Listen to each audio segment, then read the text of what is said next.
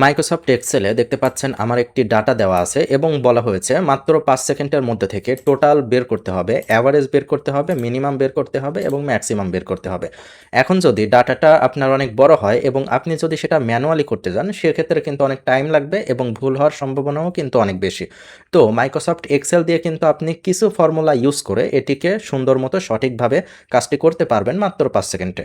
তো এটা করার জন্য যেটা আছে টোটাল বের করার জন্য লিখতে পারেন সমান সমান দিবেন হচ্ছে এসইউএম সাম, দেওয়ার পরে এই যে সাম চলে আসবে, সিম্পলি সেখানে ক্লিক করব এবং সম্পূর্ণ নাম্বারটি সিলেক্ট করে দেব। সিলেক্ট করে ওকেতে ক্লিক করলে দেখতে পাচ্ছেন আমাদের সাম মানে সকলটির যোগফল কিন্তু বের হয়ে যাবে। এরপরে বের করতে হবে অ্যাভারেজ বের করার জন্য আবারও দেব সমান সমান, লিখব হচ্ছে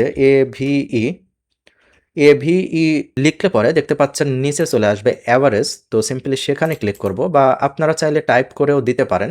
সম্পূর্ণ টাইপ করার পর বা ক্লিক করার পরে দেখতে পাচ্ছেন আমি সকল নাম্বার কিন্তু সিলেক্ট করে দেব। সিলেক্ট করে সিম্পলি ওকেতে ক্লিক করলে দেখতে পাচ্ছেন সকল নাম্বারের অ্যাভারেজ কিন্তু বের হয়ে যাবে।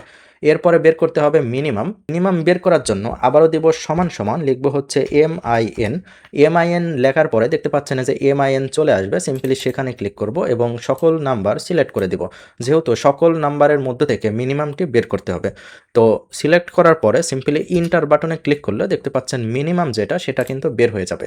এরপরে বের করব ম্যাক্সিমাম। তো সিম্পলি দেব সমান সমান এবং লিখব হচ্ছে